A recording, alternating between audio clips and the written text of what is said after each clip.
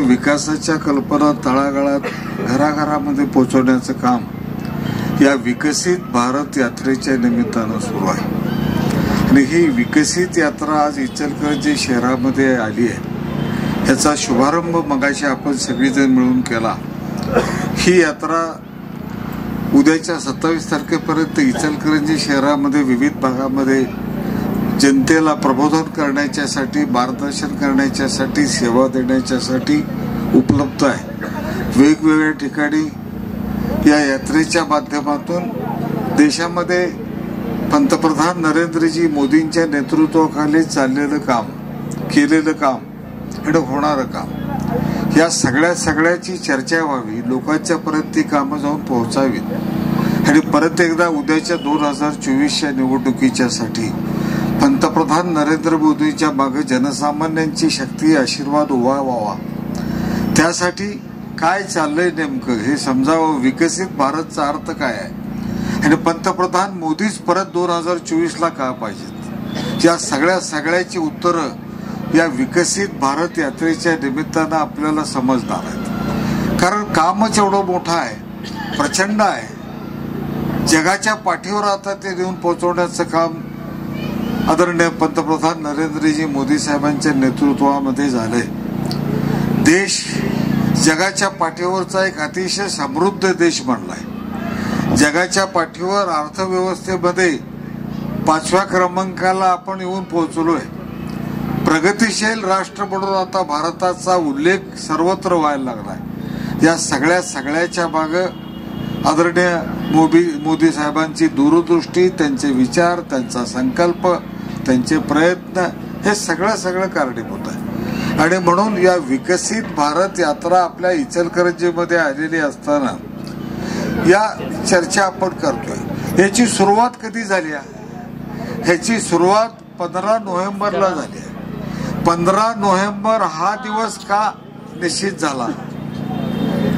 15 November म्हणजे बिरसा मुंडा आदिवासी समाजाचं दैवत म्हणून ज्यांची पूजा होती, मूळ पुरुष म्हणून, आद्यपुरुष म्हणून त्यांची पूजा आदिवासी समाजामध्ये केली जाते. त्या दिवशी या भारतामध्ये कधीही आदिवासी दिवस साजरा झाला नाही. पंतप्रधान मोदींनी आदिवासी दिवस म्हणून 15 नोव्हेंबरला मान्यता दिली. देशामध्ये तो साजरा करायच्या संबंधीचा निर्णय घेऊन स्वतः पंतप्रधान मोदी साहेबांनी बिरसा मुंडा यांच्या जयंतीच्या दिवशी या विकसित भारत यात्रेची सुरुवात त्यांच्या अमृत हस्ते केली.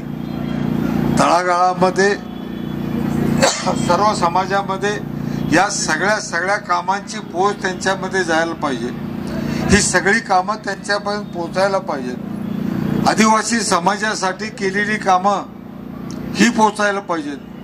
दीन दलित ज्यांना आपण मदतीची आवश्यकता आहे म्हणतो अशा सामाजिक न्याय देण्याच्या संबंधीची आवश्यकता असलेल्या लोकांना त्यांना दिलेली ताकद लोकांच्या पर्यंत पोहोचायला पाहिजे. आणि व्यक्तिगत लाभाच्या साठी म्हणून हे छोटंसं पुस्तक काढलंय. एक पुस्तिका सगळ्यांना माहितीसाठी. याच्यामध्ये किती योजना आहे ते सविस्तरपणानं लिहिलेलं आहे. मग व्यक्तिगत उद्योगाच्या साठी काय योजना आहेत, महिला सक्षमीकरणासाठी काय योजना आहेत, पंतप्रधान योजना, पंतप्रधान मुद्रा योजना, आवास योजना, समृद्धी योजना, सही पोषण देश रोशन या योजना, आरोग्यासाठी आयुष्यमान भारत योजना, PM भारतीय जन औषधी नवीन योजना, 5 लाखापर्यंतचा औषध मोफतची योजना, या सगळ्या योजना आहेत. आत्ताच आपण सगळेजण मिळून काही लोकांना, लाभार्थ्यांना कमिशनर साहेब चेक दिले. त्याने पंतप्रधान आवास योजनेतनं तिथं घरकुलं बांधायला लागलेत म्हणून चेक दिले. मी मनापासून धन्यवाद देतो इथं आयुक्त साहेब आणि सगळ्या त्यांच्या सहकार्यांना. त्यांनी इथं लाभार्थ्यांना प्रत्यक्ष बोलवून त्यांना मदत त्यांच्या हातामध्ये देण्याच्या संबंधीचं काम केलं. मी इथं आयुष्यमान या सगळ्या आपल्या भारत विकसित योजनेच्या निमित्तानं जमलेल्या बंधू भगिनींना आणि शासकीय अधिकाऱ्यांना सांगेन, खास करून कमिशनर साहेब आणि दोन्ही उपायुक्तांना सांगेन की इथं आता पंतप्रधान आवास योजनेचे पैसे आपण वाटायला, त्याच्यामध्ये आणखी एक थोडी बढ घालता येणं शक्य आहे. 2,67,000 रुपये पंतप्रधान आवास योजनेतनं मिळणारच आहेत. ते शहरी भागातल्या प्रत्येकाला 2 टप्प्यात द्यायला लावलोय आपण कामाच्या प्रगती. त्याच्याशिवाय 50,000 रुपये. दीनदयाळ गृहनिर्माण योजनेच्या अंतर्गत 50,000 रुपये जागा खरेदीला देण्याच्या संबंधीचा निर्णय राज्य सरकारचा आहे. त्याच्यामध्ये सगळे जेवढे पंतप्रधान आवास योजनेतने पैसे दिलेत त्या 460 लोकांचे अर्ज तयार करून घ्या. हे काम महापालिकेचं आहे. तुम्ही ताबडतोब अर्ज तयार करून घ्या. ती यादी पाठवा आणि त्याची कॉपी घ्या. त्या सगळ्यांच्या खात्यात 50,000 रुपये अतिरिक्त राज्य सरकारकडनं जागेच्यासाठी म्हणून तुम्हाला अनुदान देण्याचं काम मी करतो. लगेच देतो. खूप योजना आहेत. आता काल 2 दिवसापूर्वीच महाराष्ट्राच्या कॅबिनेटनं निर्णय घेतला. महाराष्ट्र राज्याचे लोकप्रिय आणि सन्माननीय मुख्यमंत्री एकनाथजी शिंदे साहेब आणि आमचे नेते आणि राज्याचे उपमुख्यमंत्री देवेंद्र फडणवीस साहेब असतील, दुसरे मुख्यमंत्री उपमुख्यमंत्री माननीय अजितदादा असतील, या सगळ्या मिळून परवा कॅबिनेटमध्ये निर्णय घेतला. महिलांच्या सक्षमीकरणासाठी नवीन महिला धोरण राज्य सरकारनं जाहीर केलं. परवा मान्य केलं. ते आता जाहीर होईल. पुस्तिका येईल 2-4 दिवसामध्ये. आम्ही सातत्यानं ज्या मागणी करत होतो की बचत गटाचं कर्जाचं व्याज माफ व्हायला पाहिजे, त्याचा उल्लेख त्यात आहे. आम्ही सातत्यानं मागणी करत होतो महिला सक्षमीकरण करायचं झालं तर महिला उद्योजकांना स्वतःच्या पायावर उभं राहत असताना त्यांना अनुदान द्यायला पाहिजे. काय ना काय त्यांना इन्सेंटिव्ह द्यायला पाहिजे. पॅकेज स्कीम द्यायला पाहिजे. पॅकेज स्कीम ऑफ इन्सेंटिव्ह द्यायला पाहिजे.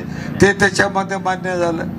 त्याच्यामध्ये आणखी त्यांना वेगवेगळ्या योजना, तुम्हाला ते पुस्तक आल्यानंतर मी सांगेन, खूप चांगली अशा पद्धतीची महिला स्वावलंबन योजना केल्यासारखीच महिला योजना राज्य सरकारनं मान्य केलेली आहे. त्याच्यासाठी मोठा निधी उपलब्ध करून द्यायचा निर्णय झालाय. त्याचा 1 जानेवारीपासून प्रत्यक्ष अंमलबजावणी काम आपण सगळेजण करायचा प्रयत्न केला. तुम्हाला कुठं अडचणी येतील तिथं मला सांगा, मी तुमच्याबरोबर आहे. अजून अमृत मोमा वगैरेंची मगाशी नावं घ्यायची सगळ्यांचीच राहून गेली. इथं उपस्थित आपले कमिशनर साहेब आहेत, दोन्ही उपायुक्त आहेत, आपल्या माजी नगराध्यक्षा स्वामीवहिनी आहेत, आमचे अमृत मामा भारतीय जनता पक्षाचे शहराचे अध्यक्ष आहेत, आमचे प्रकाश दत्वाडे साहेब आमच्या ताराराणीचे अध्यक्ष आहेत, इकडे तानाजीराव आहेत, आमचे भोसले साहेब आहेत, पलीकडे पांडुमा, आमचे सगळेच मागचेही सगळे राहिलेले बसलेले सगळे दोन्ही भाजपच्या आणि आमच्या ताराराणीच्या महिला अध्यक्षा, इतर सगळ्या भगिनी, सगळ्यांना विनंती आहे की आता कार्यरत राहा. आता ही वेळ थांबायची नाही. इस्पार उसपार आहे. उद्याच्या येणाऱ्या 2024च्या निवडणुकीमध्ये रेकॉर्ड करायचं आहे. जगाच्या पाठीवर सगळे अचंबित व्हायला पाहिजेत. अशा पद्धतीनं भारतीय जनता पक्षाला यश मिळवायचं आहे. त्यासाठी घरोघरी जायचं आहे. प्रत्येकाने आपापल्या परीने काम करायचं आहे. मला काय अडचण नाही. मी जाहीर मामा तुम्ही होय म्हणा नाही म्हणा, आम्ही आमचं काम कराल. मला काय त्याचं काय नाही. काय तुम्ही म्हणजे आता ते काय आता त्या विषयावर बोलायला नको मामा. मी तुम्हाला सांगितलं पाहिजे त्यावेळी सांगा, आम्ही आहे. आम्ही एकदा सांगितलं रोज उठून काय तुमच्या मागे लागणार नाही. आम्ही आमच्या ठिकाणी खूप आहे. आम्ही मस्त घट्ट आहे पण तुमचंच काम करणार आहे. तुम्ही आता घ्या म्हणून काय आम्ही तुमच्या मागे नाही आहे एवढं सांग. आम्ही आमचं घट्ट आहे पण आम्ही तुमचंच काम करायला लागलोय ते सांगतो मातुडिक साहेब. आम्ही तेच काम करणार आहे. पुढे बी तेच आहे. आता उद्याच्या निवडणुकीत तुम्ही आम्ही एकत्रित आलो तरी तेच आहे, नाही आलो तरी तेच आमचं आहे. आमचं वेगळं होईल, तुमचं वेगळं होईल, पण परत तिथं समुद्रातच येणार आहे भाजपच्या. त्यामुळं ते काय काळजी करू नका. ते आता ते वरिष्ठ ठरवतील काय करायचं ते. आम्ही बी आता एकदा 2 वेळा सांगितलं आपलेपणानं याला आणणार नाही, कमीपणानं नाही, आपलेपणानं. लई भारी आहे तुम्हाला आम्ही. त्या बाबतीत आता चर्चा नको इथे. पण आता एकच सांगतो की आता सगळ्यांचं टार्गेट एक आहे. मोदी साहेबांच्या मागे ताकद उभी करणे, त्यांच्या मागे देशातली सर्वसामान्य जनतेची ताकद, कष्टकरी कामगारांची ताकद, सगळ्यांची ताकद उभी करणे. मी परवा मांडलं, तुमच्या भगिनींचे प्रश्न मांडले तिथं, त्या आशा वर्करांचे मांडले, तुमच्या सेविका आणि त्या मदतनीस अंगणवाडीच्या आहेत त्यांचा विषय मांडला, वस्त्रोद्योगाचे कामगाराचे सगळे जे काम मांडायला येईल ते सगळं मांडायला लागलोय. आणि सरकार करायला लागले. नवीन कमिटी करायला लागली आहे. गावा उद्योगातला आहे आपलं. वस्त्रोद्योगावर मी बोललो नाही म्हटलं तर काय खरं नाही.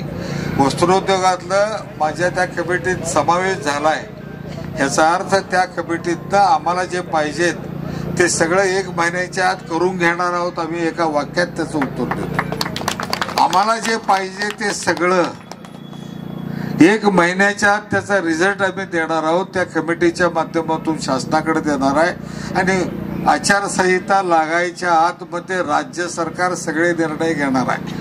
आदरणीय चंद्रकांत दादा पाटील साहेबांच्या नेतृत्वाखाली वस्त्रोद्योग खातं अतिशय गतिमान झालं. वस्त्रोद्योगातल्या सगळ्या घटकाला न्याय देण्याचं काम सुरू आहे आणि त्यामुळं त्याने आम्हाला सांगितलं स्पष्टपणाने की काय पाहिजे ते मागा एकदा संपून टाकू विषय. त्यामुळे आम्ही मागताना काय दबकणार नाही, व्यवस्थित मागणार आहे सगळं आणि सगळ्यांच्या पण सगळं पोहोचवणार आहे. त्यासाठी सुद्धा कोण काळजी करू नका, सगळ्यांना मिळणार आहे एवढं या निमित्तानं मी सांगतो. त्या सगळ्या घटकांचा विचार त्याच्यामध्ये आहेच. जे आतापर्यंत मागत आलोय ते जाहीरच केलोय, त्यातनं अजून सुटलेत काही. 1 टाइम सेटलमेंटचे विषय आहेत, सोसायटीच्या 1 टाइम सेटलमेंटचे विषय आहेत, बाकीचे इतरांचे विषय आहेत, उद्योगातल्या इतर घटकांच्या यंत्रमागसाठी आणखी त्याच्या बरोबरीने काय येणार आहेत ते सगळे विषय सोडूया. राज्य आमचं आहे, आता सरकार आमचं आहे. आमचं नव्हतं त्यावेळी सगळं चाललं, आता आमचं आहे. आम्ही आता पाण्याच्या योजना मार्गी लावल्या की नाही लावल्या. आता रोज 1 दिवस आडाने येते की नाही पाणी. येत नसलं तर सांगा, मी बघतो कसं दुरुस्त करायचं. आम्ही सगळे आहेत, येते की नाही जोरात. हा, जरा जोरात म्हणजे त्याच्यावर आलं की गावभर जात ते येते ना पाणी. हा, 1 दिवस पाणी अडाने मी सांगितलं होतं त्याप्रमाणे यायला लागलं. आनंदाची बातमी, 6 टाक्या पाण्याच्या उंच मी मागतो म्हणून सांगितलं होतं, सभेत घेऊन सांगितलं होतं मी. त्याच्या आधी कमिशनर यांच्याकडे चर्चा करत होतो. त्यांनी कमिशनरने अर्ज तयार करून दिला, प्रस्ताव तयार केला. आम्ही नेहला मुंबईत मिटिंगमध्ये ते होते, मी होतो, सगळे झालं. त्या मिटिंगला 6 टाक्या उंचीच्या मंजूर झाल्यात. जानेवारीत पहिल्या आठवड्यात त्याच्या मंजुरीचं पत्र आपल्याला मिळालं कमिशनर साहेब. त्याच्या बरोबरीनं 52 कोटीचे रस्त्याचे प्लॅनिंग मधलं, डिस्ट्रिक्ट प्लॅनिंग मध्ये, लेआउट मधले आणि आमचे पाणंद रस्ते सोडून आता जे काय आपल्या प्लॅन मध्ये असलेले 52 कोटीचे रस्ते सुद्धा मंजूर झालेत. आणि त्याच्या आधीपासून मी पाणंद रस्ते वगैरे सांगतोय. बाकीचे यांच्या प्लॅन मध्ये डिस्ट्रिक्टच्या नाहीत पण लेआउट मध्ये तानाजी रस्ते आहेत, असे ते सुद्धा 52 कोटीचे रस्ते झाले, ते पण मंजूर करून घेतलेत. ते वैशिष्ट्यपूर्ण मधनं घेतल्यात, 100% ग्रँट मधनं. आणि हे 52 कोटी नगरोत्थान मधनं आहेत. म्हणजे 104 कोटीचे रस्ते, गावातला एक सुद्धा रस्ता राहणार नाही बिन होता, एवढं सांगतो तुम्हाला. सगळे मंजूर करून घेतलोय. हे जानेवारीत चालू करू, ह्याच्यात राजकारण नाही, ह्याच्यात मी स्वतः मागं लागून करून घेतलोय. इथं कोण काहीही सांगितलं, कारण आमचं हे मिक्स पक्षाचं सरकार आहे, त्यामुळं 2-3 पक्ष मी त्यात आहे. श्रेयवाद असतो, कोण काय केलं म्हणतो, कोण काय केलं म्हणतो. पण मी छातीला हात लावून सांगतोय, 6 टाक्याचं काम आणि 104 कोटीच्या रस्त्याचं काम प्रकाश आवाडेने केलंय, हे जाहीरपणानं सांगतो. आणि तुमचं कमिशनर आपल्याला साहेबांनाही माहिती आहे, मुंबईतल्या सगळ्या अधिकाऱ्यांना माहिती आहे, कोल्हापूरच्या MJPच्या अधिकाऱ्यांना माहिती आहे, पुण्याच्या माहिती आहे, सांगलीच्या माहिती आहे, मंत्रालयात माहिती आहे. इथनं जे कमिशनर गेल्यात देशमुख त्यांनाही माहिती आहे आणि त्यांच्या वरचे रानडे आहेत त्यांनाही माहिती आहे. मंत्रालयातल्या सेक्रेटरी 2लाही माहिती आहे किती वेळा फिरलोय कोणाकडे. त्यामुळे ही सगळी कामं मंजूर झाल्यात. आता हायगे करू नका. पाणी आता त्या 6 टाक्या झाल्या की रोज पाणी येणार आहे. 100 फिल्टर प्लांट चालू व्हायला पाहिजेत. गावात 24 तास पाणी देणार म्हणून सांगितलोय. ते काम या महापालिकेच्या लोकांच्याकडे मी परवा पत्र शेवटचं पाठवलोय. त्यांना जे लिंकिंग केलेत की नाही बाकीच्या सगळ्याशी, ते तुमचा फळा भरला तर पाणी येणार, बिन पैशाचं कार्ड ते सगळे कॅन्सल करा. 1 रुपयाला 10 लिटर पाण्याचं करा. आम्हाला चालतंय गावाला, आमच्या बघतो कसं 24 तास पाणी तुम्हाला मिळणार आहे पिण्यासाठी, अन्न शिजवायसाठी शुद्ध पाणी फिल्टर प्लॅन्ट मधलं. ते आता तुमच्याकडे कार्ड वाटल्यात, ते कोणीही पाणी घेत नाही. मी सगळा रिव्ह्यू घेतला, त्याच्यानंतर कारणं शोधली, ते कारणं आली त्या कारणावर. ती त्यावेळी का झालं, कसं झालं त्याची चर्चा नको. प्रकाश आवाडेने 4 कोटी मंजूर करून आल्यात म्हणून पाणी मिळू नये अशी भावना कोणाची नको, एवढंच सांग. ते 4 कोटी मी आणल्यात, प्रकाशवाडीने फिल्टर प्लांट आणायला लावले, त्यातनं 24 तास पाणी मिळतंय म्हणून कुणाला राग यायचं काम नाही. पाण्याचं काम आहे. मी भालं झालं तर मी आणलो म्हणत नाही. आणि काय सांगा, पण काम करा. सगळेजण मिळून सगळ्या गावाला पाणी, त्यांना प्यायसाठी, अन्न शिजवायसाठी शुद्ध पाणी देऊया. चांगलं काम आहे ते करूया. खूप कामं आहेत, गावाच्या विकासाची कामं आहेत. आता मी मुद्दामून आणखी एक कमिशनर साहेब, तुम्ही आणि दोन्ही उपायुक्त आहेत, सगळे आहेत, त्यांना मुद्दामून सांगतो शासकीय योजना कशा तटायला लागल्यात. इचलकरंजी झोपडपट्टीवासियांचं गाव आहे. हजारो झोपडपट्ट्या इचलकरंजीतल्या आपण बांधू शकतो, हजारो. त्याचा प्रस्ताव तयार करा, द्या. माझे मित्र अतुल सावे साहेब आहेत, मंत्री आहेत गृह उद्योगचे, त्यांच्याकडे परवा सांगितलो, अण्णा प्रस्ताव द्या, 8 दिवसात मीटिंग लावून सगळीच्या सगळी कामं मंजूर देतो. जेवढे घरकुलाचे प्रस्ताव येतील झोपडपट्टी पुनर्वसनाचे 100% मंजूर करून देतो. ते प्रस्ताव आता आपण द्यायला पाहिजे साहेब. आदिवासीची 450 घरं मंजूर झालेत. मोहन काळे सारखा फिरतोय, ते फासेपारधी अंतर्गत ते आदिवासी लोक आहेत, सेंटरिंगचं काम करतायत, कष्टाची कामं करतायत, गावात राहतात. त्यांनाही 50,000 रुपये घरटी आणि त्यांना बाकीचं त्यातला 50,000चा प्रस्ताव तुमच्यात घ्या या दीनदयाळमधनं, आणि बाकीचे पैसे त्यांना आदिवासीमधनं मंजूर झालेत. तुमचं कमिशनर साहेब एक पत्र पाहिजे, आम्ही ही घरं बांधून देतो, आमच्याकडे यंत्रणा आहे, PWD विभाग आहे, बांधकामाचे अधिकारी आहेत, ही घरं आम्ही बांधून देतो, एवढे एक पत्र द्या, पैसे तयार आहेत, दुसऱ्या दिवशी तुम्हाला निधीवर करतो. साधे साधे विषय आहेत, हे सगळे एक्सपिडाईट करू. तुम्हालाही काय झालं, लई जर घोटाळ्याला लागल्यात, जरा टाईट करा, सगळं आपाप चांगलं होतंय. व्यवस्थित करूया सगळेजण मिळून. मी चांगल्या कामाला गावाबरोबर तुमच्या बरोबर आहे. राजकारण त्या वेळी त्या 2-4 दिवसाचं असतं. ते झालं की कायम आयुष्यभर डुकीत किडा घेऊन फिरणाऱ्यापैकी मी आहे का तानाजी? असलो तर भाषण करा माझ्यानंतर, शिवाय द्या चालते नाही ना. मग काय आपण आडवं यायचे एकमेकाला. चांगलं काम करायला हातात घालून करू. चांगलं काम करायचं आहे त्यावेळी सगळेजण मिळून करू. आमच्या अध्यक्षाला अमृत मामा बोलवत जावा तुमच्या ऑफिसात. मला बोलवत नाही सर, चालतंय, अध्यक्षाला बोलवा, जरा जवळ यायला चालू होते. मी हे नाईलाज म्हणून सांगत नाही किंवा आगतिक होऊन सांगत नाही, हे चांगलं व्हावं याच्यासाठी सांगतोय. तुम्हाला नाही बोलवलं तर आमचं तुमच्या 100 पटीनं ऑफिस गजबजलेलं आहे तिथं त्या विषयासाठी मी सांगत नाही. पण चाललेलं आहे ते कुठंतरी एक संघ व्हावं याच्यासाठी माझी तळमळ आहे. मी सांगितलं काय झाकून ठेवलो नाही.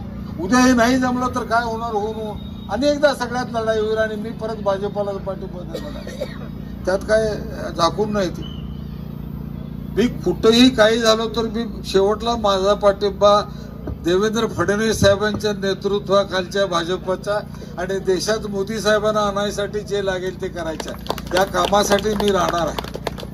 आणि त्या कामात सातत्यानं माझं काम त्या कामासाठी म्हणून ताकदीनं करत राहणार आहे. मोदी साहेब असतील, अमित शाह साहेब असतील, यांनी 370चा निर्णय घेतला, 35A निर्णय झाला, तो योग्य होता हे सुप्रीम कोर्टानं सुद्धा मान्य केलं. काश्मीर आमचा आहे म्हणून सांगत होतो आम्ही, तिथं झेंडा फडकवायला येत नव्हता, तर 370 आणि 35A तिरंगाच लाल चौकात फडकायला लागला. ही फॉलो ताट करून आम्ही सगळेजण सांगायला लागलो. हा आनंद आम्हालाही होता म्हणून आम्ही अभिनंदन केलं त्यावेळी मोदी साहेबांचं आणि शाह साहेबांचं. त्यामुळं काँग्रेस सोडायला लागली, पण चांगलं झालं, आमचं काय वाईट झालं नाही. स्वतंत्र राहिलो, त्यातनं पुढं चाललो, त्यातनं आता भाजप बरोबर आहे, सहयोगी सदस्य म्हणून आहे, तुमच्या बरोबर पार्टीच्या कामात आहे, तिथंही सगळं आहे, दिल्लीतही सगळं आहे. आता पुढं लई मोठ्या लढाई आहेत. योग्य अयोग्य काय करायचं सगळे मिळून ठरवू, पण मोदी साहेबांना सत्तेवर आणायचं टार्गेट आहे हे 100% त्यासाठी प्रयत्न करू. इथं राजकीय भाषण नको मामा, राजकीय भाषण नको. मी एकच मुद्दा काय म्हटला राजकीय, की आम्ही आहे पंतप्रधान मोदी साहेबांची यात्रा आहे, त्यांच्या बरोबर आहे सांगायला पाहिजे का नको? त्यांच्या बरोबर आहे. आणि काय सांगा, तुम्ही आहे नाही आहे, तुम्ही म्हणा आम्ही आहे. तुम्हाला कोण तर आम्हाला सर्टिफिकेट द्या म्हणून आम्ही करत नाही. आम्ही आमची आता जबाबदारी कर्तव्य समजून करतोय आणि ते करत राहणार एवढं सांगतो. परत एकदा या यात्रेला मनापासून शुभेच्छा देतो. खूप चांगली कामं झालेत. मी हे जे आता सगळं विकसित भारताच्या निमित्तानं त्याने पॉम्पलेट्स काढलेत, हे घराघरामध्ये पोहोचवण्याच्या संबंधीचं काम करायसाठी मी 1,00,000भर पॉम्पलेट या निमित्ताचे काढून देतो. ते आमच्या महिला आघाडी आणि तुमच्या महिला आघाडी सगळेजण मिळून त्या घराघरात पोहोचवण्याच्या संबंधीचं काम करा. सगळ्यांना परत एकदा शुभेच्छा, सगळ्यांना धन्यवाद. विकसित भारतच्या निमित्तानं परत एकदा या देशाच्या सर्वांगीण विकासासाठी पंतप्रधान म्हणून 2024ला नरेंद्र मोदी साहेब आतापर्यंतच्या सगळ्या उच्चांकात मोठं यश घेऊन भाजपचे हायएस्ट खासदार निवडून आणून त्यांना सत्तेवर बसवण्याच्या संबंधीचा निर्धार या विकसित भारत यात्रेच्या निमित्तानं करूया एवढी अपेक्षा करतोय. सगळ्या लाभार्थींना शुभेच्छा देतोय आणि थांबतोय. कोण काही मिळेल म्हटलं तरी हे लाभ मिळणारे ते सगळे कितीही दबाव आणला, काहीही त्यांनी दिलं तरी आज जाताना बटन दाबताना कमळच बघतात. आता ते मोदी साहेबांचा चेहराच दिसतोय ते. त्यामुळे इकडे तिकडे जात नाही हे गच्च सांगतो तुम्हाला आणि परत एकदा सगळ्यांना धन्यवाद देऊन थांबतो. जय हिंद, जय महाराष्ट्र. धन्यवाद.